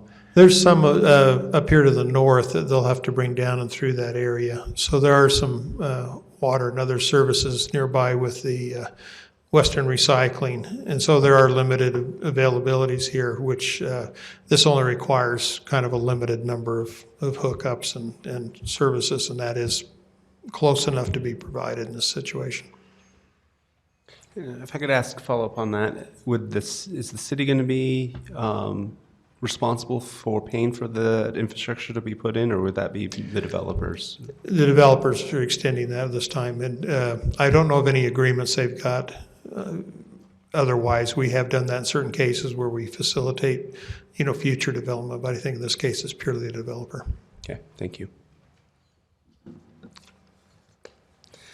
We now invite the applicants, Thomas Hunt or Spencer Wright, if they are here and would like to speak. Not Thomas. Could you please state your name and city of residence? Yes, my name is Jen Gordon, and I'm a partner in the East Bay Development Group.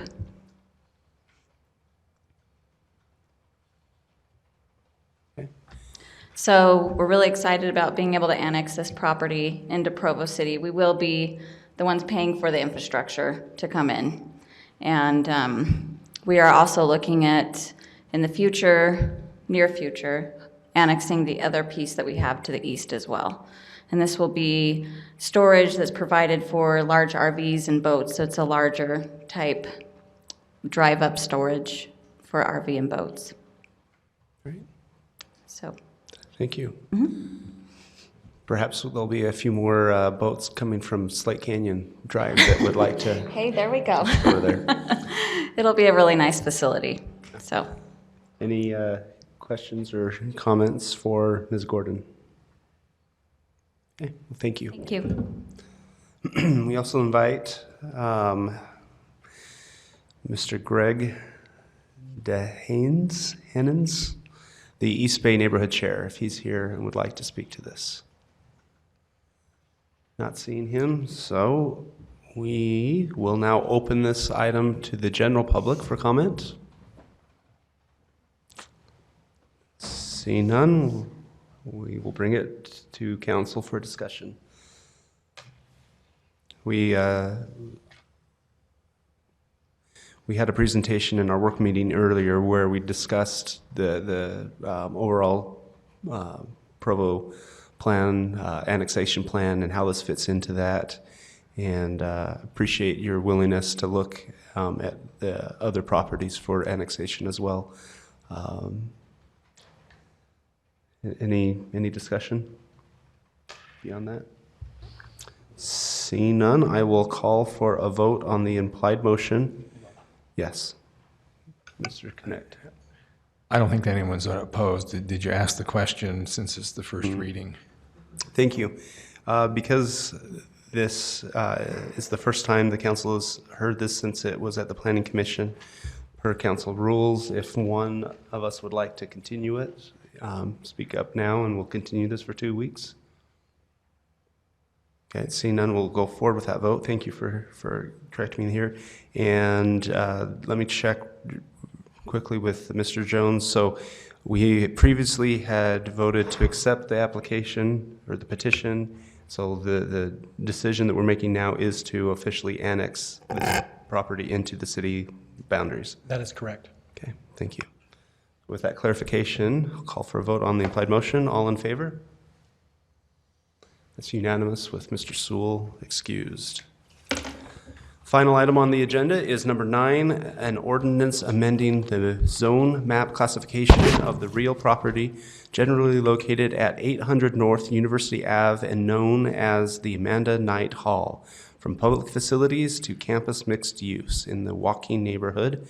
This will be presented by Mr. Dustin Wright, Provo City Planner. All right, thank you. So this item is a rezone request for Amanda Knight Hall, and I don't know if we have some images I can show you there, if we have those to pull up. But Amanda Knight Hall is a significant historic structure, so here's some images of when that was under construction back in 1938-39, and there's some completed images of it, and then the current views of Amanda Knight Hall. So it's one of Provo's iconic structures with some historic significance as far as its use as the first women's dormitory for Brigham Young Academy, which is now Brigham Young University. And yeah, just an iconic historic structure that BYU's owned for several years, or since it was built essentially. And then last year, BYU was looking to demolish it for future development purposes, and neighbors and concerned advocates for the structure really encouraged BYU to not demolish it. And so through a lot of work and negotiation there, the new owner has been able to purchase this with intent to preserve the structure and revert it back to its original use as women's housing. And so this item we took to the Planning Commission, and their recommendation was to approve the amendment, or the rezone from public facilities to campus mixed use. So if we can go to the map there, I can show you some of the surrounding. So here's the location. It's on 800 North and University Avenue, adjacent to BYU. And then the next slide will show the zoning. So where the star is, that's the public facility zone, the current zone, which most of BYU's property is. And so now with a new owner, they're looking to change that. And so the surrounding zone around that on the north, east, and south is the campus mixed use zone. So the proposed request would fit within that zoning. We also took it to the Landmarks Commission, and the Landmarks Commission is excited that we'll be able to preserve this structure and revert it back to its original use.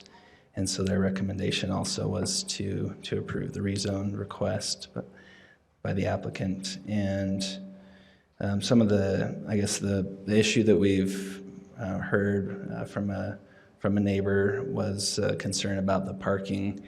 The existing parking at the site is limited, and there's not really room to be able to expand the parking.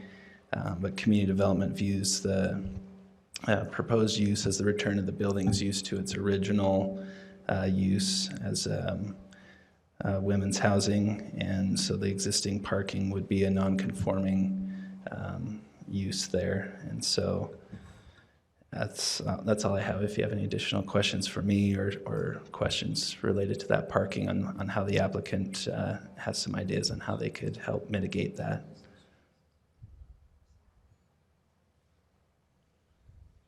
Any question? Excuse me. Any questions for Mr. Wright? Okay, thank you. We'll invite the applicant, Mr. Brandon Smith, to present to the council. Hello, I'm Brandon Smith with Mountain Classic Real Estate. We specialize in restoring historic properties like this.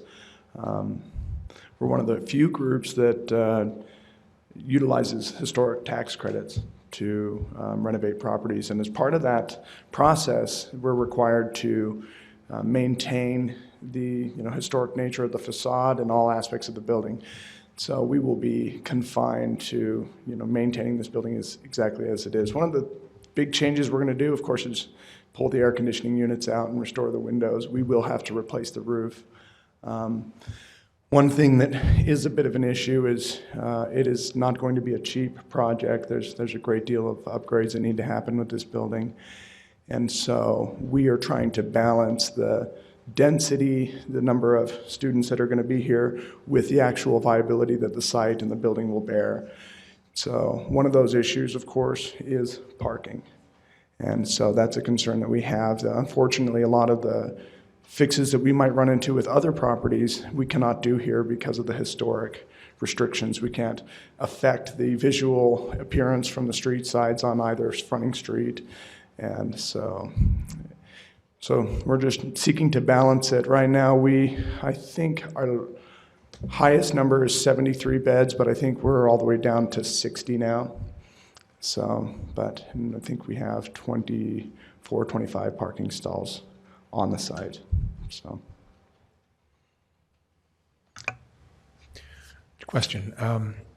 We have currently a committee with the council looking at whether we should institute a parking permit program in this area, in the Joaquin neighborhood. It's been talked about, frankly, since 1968 or so. How would that affect you, or how would you feel about having a permit program? Well, I suppose what you're suggesting is that it would be residents only and not people from outside. At least at How would night. that look? Overnight, Yeah, I would be in support of it. We've driven around the area during the day, during the evening, during the night. We believe it's a big parking issue in that area. We haven't seen a lot of overflow on the streets, but I'm sure it happens. And as we've talked to people out there, it is a concern. So, yeah, I think anything that could help curb the parking issue there is good. We'll support it. Thank you. Yeah. Yeah, just following up on that. First of all, thank you. I think this is a great building, and I'm grateful that it's not going away. So I think it's wonderful for our community. And we just sort of share maybe the same anxiety about parking, and because we definitely want to keep the building here, but we don't want to create too much of a parking problem given the nature of things there. And I'm wondering if, I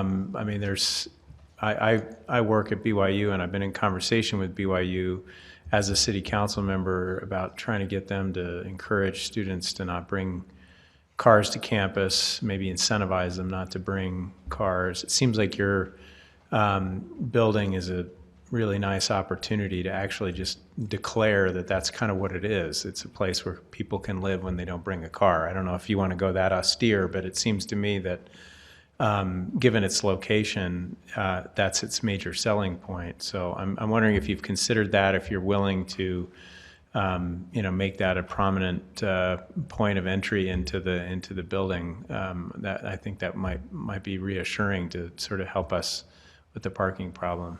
Yeah, that's certainly going to be one of our strong focal points in our marketing, is the close proximity to it and they're not needing to bring a car.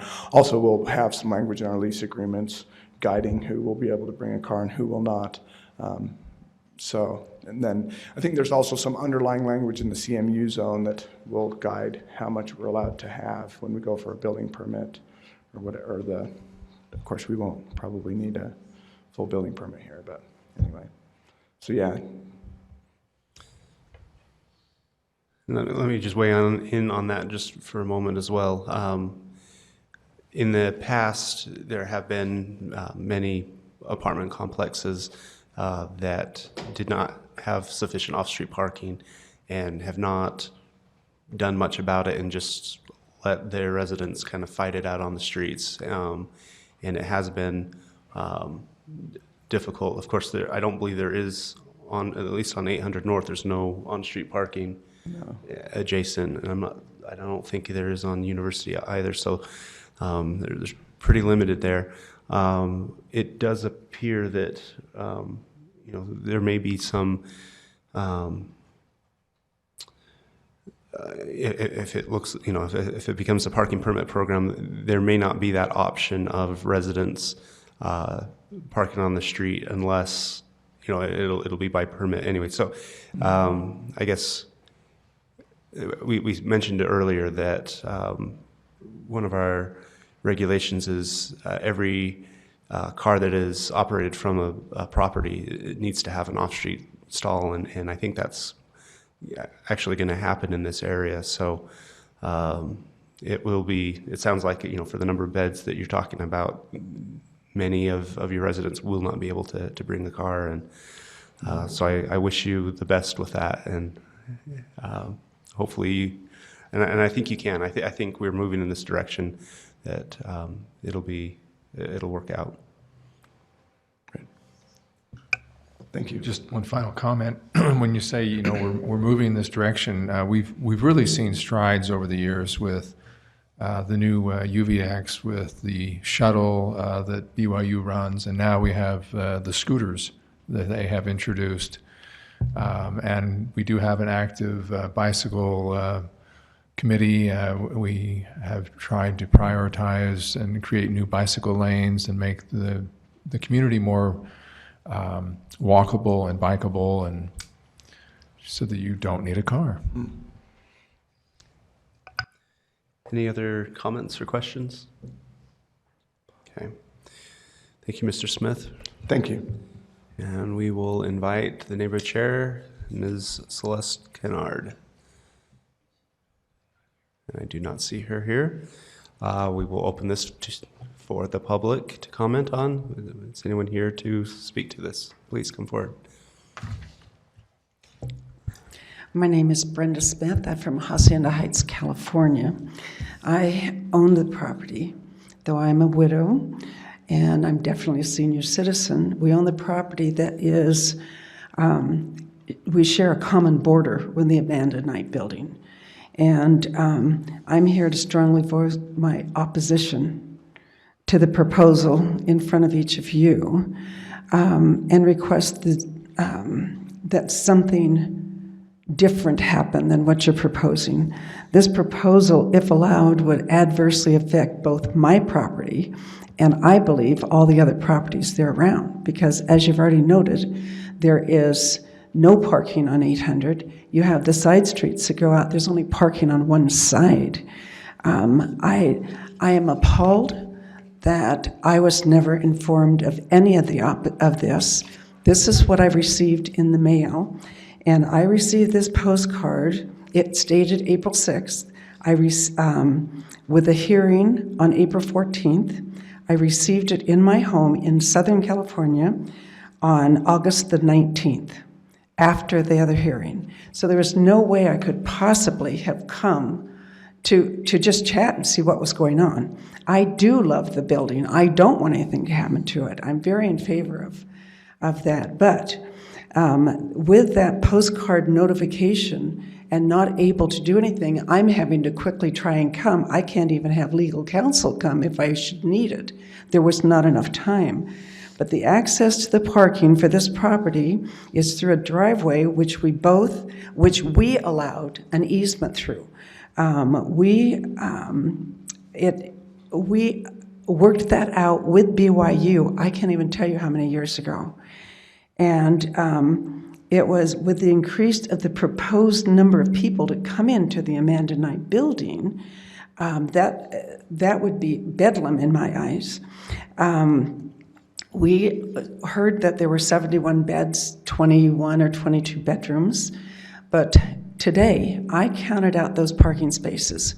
You can say there's 22, you can say there's 21, but of actual usable parking spaces, I think there's either 19 or 20. Some of them have a huge dip underneath it. You can't drive a car over that. Some are up over the side. One is behind a big tree. You can't get a car in there.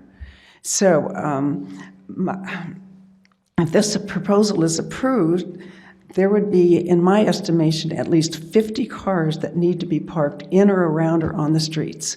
And already, like I said, there's no parking.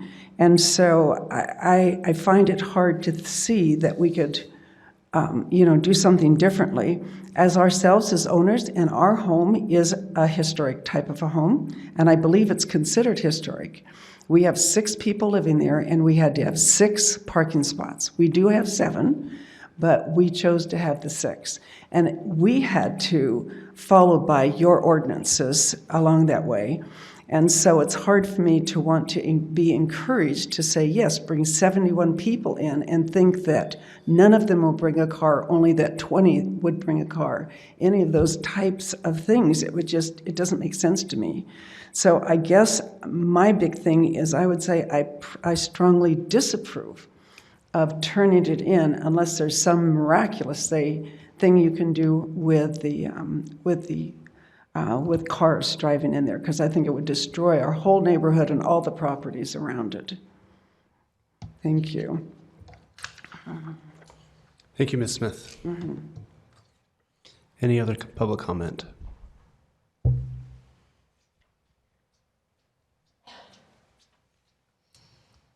Hi, Angela Marek. I live in Provo. I wasn't planning on speaking, but we are also property owners really close. So I appreciate that this building is being saved. I know this is probably, I see here 2 issues. Being property owners with also limited parking, and I don't know what the city council can do, but to encourage it. In our lease, suddenly our tenants don't have 2 cars. We have married housing, and all of them wanted 2 cars. We solved the issue by incentivizing a very steep fee for parking. And suddenly they don't have cars, and suddenly they're taking the bus. So I really appreciate that we're having more of these shuttles and buses, but I think landlords can do a lot to encourage, and if this is going to be dormitory-style housing, very limited parking on BYU campus. For Heritage Halls, I know they do the same thing. So there are solutions, and I think you're just going to have to work with the neighborhood to make this happen. Thank you. I'm not here about any of this, but I live in the Joaquin neighborhood too, and thank you for saving that or being willing to work with it. Can you state your, I'm Pat Steiga, 45 North, 300 East. Thank you. I just wanted to say that I've lived in downtown for a couple of years now. Over my 40 years here in Provo, I've lived 30 of it in the Joaquin neighborhood. And the kids are changing. They don't want a car. They'd rather Uber. They'd rather use today's methods. They like taking the bus, the free bus. I just would like to say that it might not be as big an issue, especially if they're charging $100 a month per parking spot or something. I think you guys can come together on this. I really do. Yeah. Yeah, no, I get where you're coming from as a property owner and late notification, but I live in downtown Provo, and I did not put 2,000 miles on my car last year. My insurance agents had to look at the odometer. He didn't believe me. But I don't use my car hardly ever. So I think students can do that too. I really felt bad for what happened to you, but I think that it might be an easier solution than you think. Today's kids are just different. They're very aware of their carbon footprint, and they don't necessarily all need a car. I just wanted to give my 2 cents. Thank you, Ms. Steiga. My name is Chase Geertsen. I actually live in the house that my grandma owns right there adjacent to the Mennonite building. So I'm one of 6 people that lives there, that will be living there this fall. And yeah, I understand kind of what you guys are saying, but as a student and having a lot of friends who are students and kind of knowing how the students are, I would definitely say it's preferable to have a car. People don't like to take the bus. People take the bus if they have to. So I think that it would be a problem, as you guys are aware, that you'd run into for sure. And just living there on the property, I'm very, very aware that it's really small. The driveway is really small. The availability for parking is almost none. And even the 6 spots that we own on our side for the house there is really packed.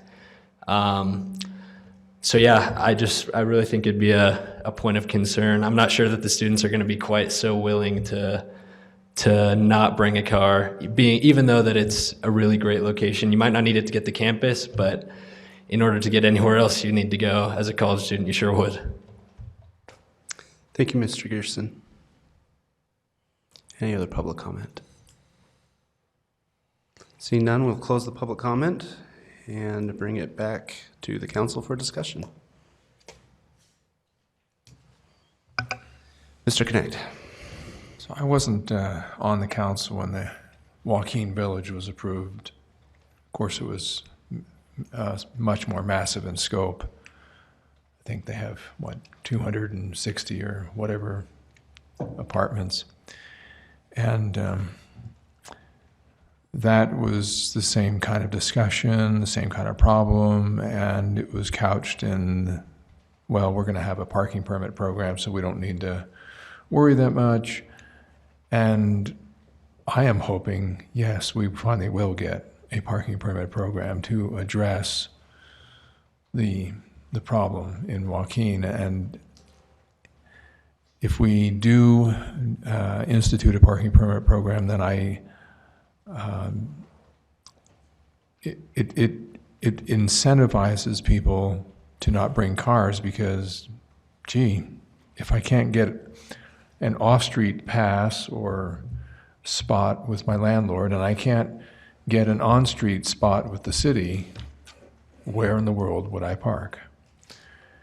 And so people will have to make those hard choices.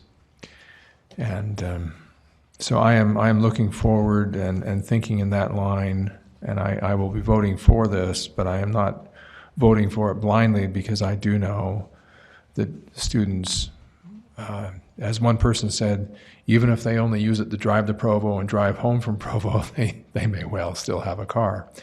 So if we don't do a parking permit program in the Joaquin, we will continue to have people take advantage of the free on-street parking and not make the hard choices that they really ought to, and look at the alternatives and take advantage of the many opportunities that we are trying to provide to use alternative transportation, whether it be Uber or all the others. So that's where I am. I struggle with the lack of parking myself, but the challenge is I believe that this building is worth saving, and I just don't know what other direction to go other than the direction we're taking at this point. There are hopefully opportunities to deal with parking, and I just have seen this building basically be on the chopping block for quite some time, and as a lifetime resident of Provo, I know that it has a lot of history in our community, and I'm grateful that we're able to save it, and I hope that we will be able to work out issues. There are challenges. You break eggs to make a cake, I guess, and we're going to have to do some of those things. Mr. Henley. Yeah, I don't really know. I feel like I don't understand procedure here very well, but I don't know what the next step would be if the applicant is willing to write up some sort of agreement about how they're going to be leasing these properties. I'll repeat what I said before. I think like the one woman said, if you incentivize it either through fees, or you just make it a requirement, or the first 20 cars and then you're done. I can guarantee you, first of all, there are a ton of kids who go to school at BYU who live in Provo. My daughter is one of them. She doesn't live at home. She wants to live on campus or around campus. She would jump at the chance. She doesn't need a car.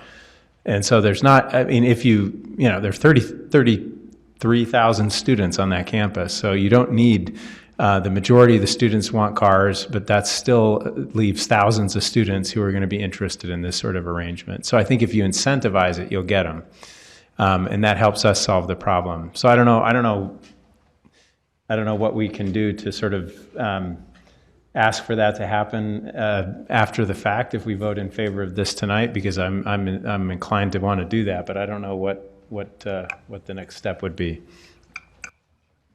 Well, Mr. Henley, I think, Councilor Henley, I'd throw out that I guess there isn't an ability to ask for it after, right? I mean, as a council, your decision point is whether to rezone the property. Now, with considerations like this in the past, there have been times when the council has articulated concerns like you've articulated about the parking, and individual councilors or the council as a whole has indicated that because of those concerns, they're not inclined to approve the zone change. In those instances, on occasion, the developers have then stepped forward and proffered some kind of development agreement that addresses the concerns raised by the council. And again, that's a voluntary proffer from the developer just to address the concerns. If that happens, then it's up to the council to then kind of reconsider the zone change and whether they would approve the zone change contingent upon the development agreement. But at this stage of the process, the role of the council is to express those concerns and either accept or not accept the zone change. And if those concerns are sufficient to not accept it, then it's up to the developer to decide how to react. If I could respond to that a little bit as well. I believe even if we grant the zone change and basically kind of grandfather in, as has been mentioned, the historical use with the parking that is in place, they are still under the obligation to provide as many off-street parking stalls as the number of vehicles that are operated from that premise. So that's still an obligation they have. Of course, that's what everyone has, and if everyone actually followed that, we wouldn't have problems on Slate Canyon or in Waukee neighborhood. One difference here is, University Ave, 800 North are not going to be places where people can park on street. They can park further away and walk, and we do see that a lot, unfortunately, and it impacts the quality of life. People have to park multiple blocks away from their residence because parking is in such high demand. If we implement a parking permit program, I think that takes away somewhat of that on-street parking. I'm not saying this very well, but it kind of reinforces that. It makes it harder for the residents who do not get an off-street pass to be able to own a car there, and so that I think is an increased incentive for what you were just kind of talking about. How can we get people in there who don't bring cars? And I do think that if we move forward with a permit program, that would very much do that far more effectively than anything else we could do. Probably more effective than even development agreements or any of that. In kind of response to Mr. Connect, I also have been thinking about Walking Village and about this idea, well, we'll approve this now because in the future, we're about to put in a permit program, and that effort fizzled. And so we got the development. We had this huge increase in on-street demand and no permit program to kind of offset that. And so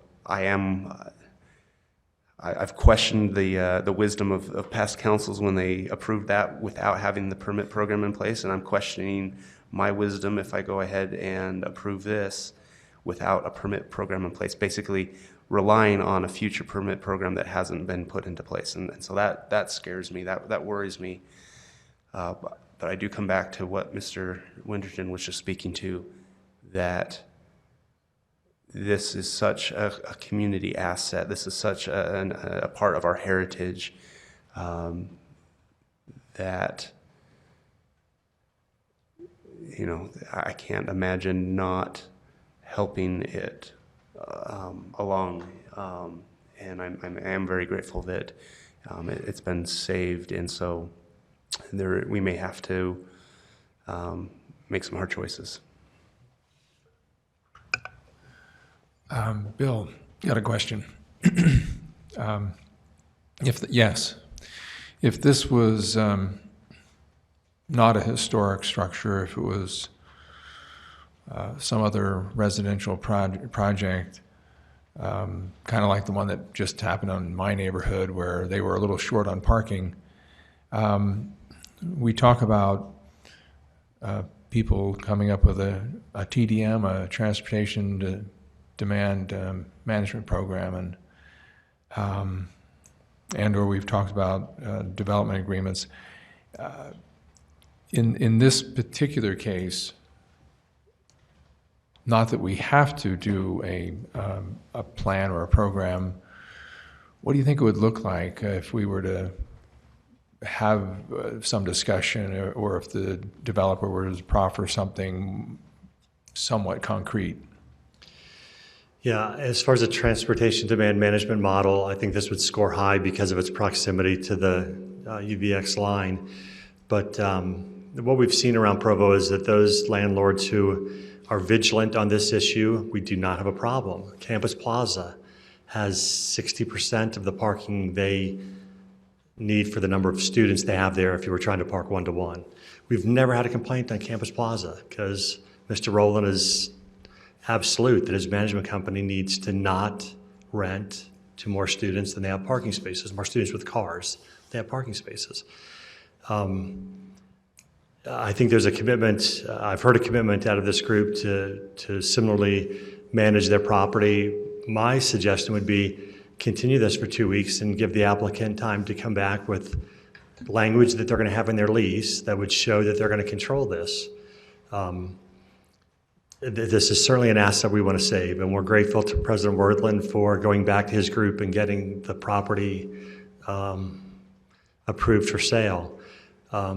But that's a big disparity between the number of spaces they have and the the people that they're going to have living there. I agree with Mr. Hanley. I think they can find people to live there who won't have cars. Based on that location, I didn't have a car my entire time as a single student at BYU. I think there are students out there to do that. But I think the applicant needs to show in stronger terms how they're going to manage that.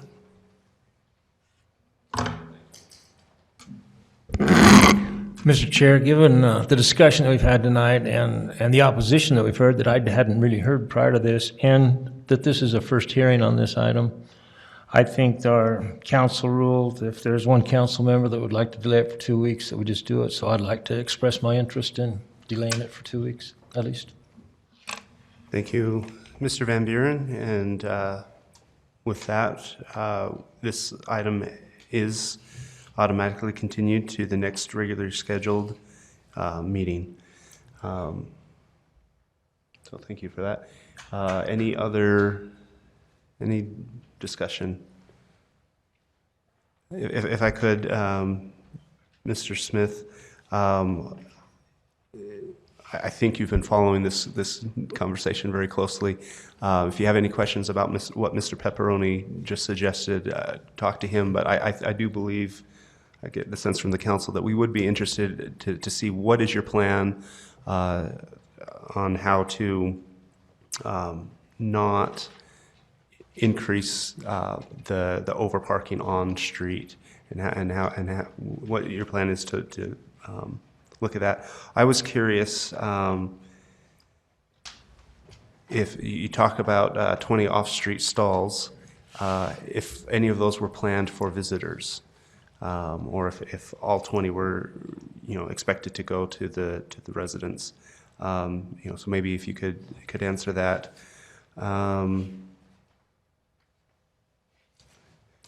I've got a couple other thoughts, just much broader, and maybe I'll address them to Mr. Pepperoni. I look at this building,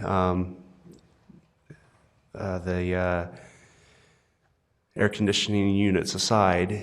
It's such a beautiful building, and I sometimes wonder, why we can't get development and new buildings that match the grandeur of some of our older buildings, and we've talked about design standards tonight, and boy, it would be nice if we could get some new development that could kind of match the grace that we've had before.